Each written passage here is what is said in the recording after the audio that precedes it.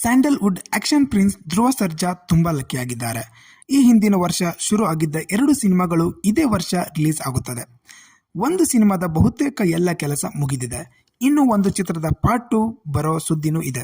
ಹಾಗೆ 2 ಸಿನಿಮಾಗಳಲ್ಲಿ ಮೊದಲು ಬರೋ ಚಿತ್ರ ಯಾವುದು, ಎರಡನೇ ಸಿನಿಮಾ ಮತ್ಯಾವುದು, ಈ ಕುತೂಹಲ ಧ್ರುವ ಸರ್ಜಾ ಒಪ್ಪಿರೋ 2 ಚಿತ್ರಗಳ ಬಗ್ಗೆ ಇದ್ದೇ ಇದೆ.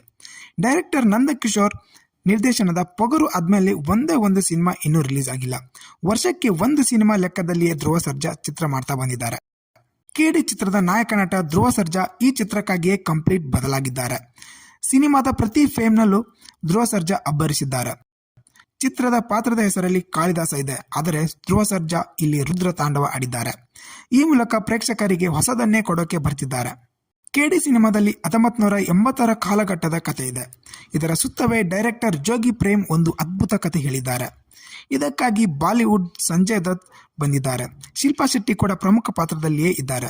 ಇದರ ಜೊತೆಗೆ ತಮಿಳಿನ ವಿಜಯ್ ಸೇತುಪತಿ ಕೂಡ ಈ ಸಿನಿಮಾ ತಂಡವನ್ನು ಸೇರಿಕೊಳ್ತಾರೆ ಅನ್ನೋ ಸುದ್ದಿ ಇದೆ. ಕೇಡಿ ಚಿತ್ರದ ಮೊದಲ ಭಾಗದ ಚಿತ್ರೀಕರಣ ಆಗಿದೆ ಅನ್ನೋ ಸುದ್ದಿ ಇದೆ. ಜೊತೆಗೆ ಕೇಡಿ ಪಾರ್ಟ್ 2 ತಯಾರಿನೂ ನಡೆಯುತ್ತಿದೆ ಅನ್ನೋ ನ್ಯೂಸ್ ಇದೆ.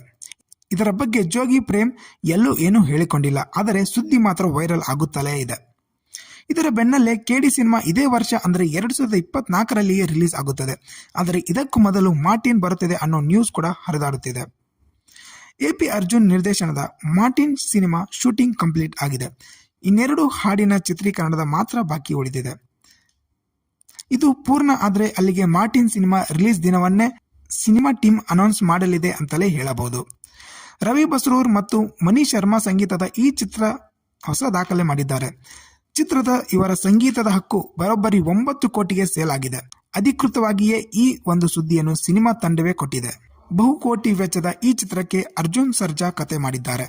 ಉದಯ್ ಮೆಹ್ತಾ ದುಡ್ಡು ಹಾಕಿದ್ದಾರೆ. ಹಾಲಿವುಡ್ ಮಟ್ಟದಲ್ಲಿಯೇ ಸಿನಿಮಾ ರೆಡಿ ಆಗಿದೆ. ಉಳಿದಂತೆ ಇದೇ ವರ್ಷ ಚಿತ್ರ ರಿಲೀಸ್ ಆಗುತ್ತಿದೆ.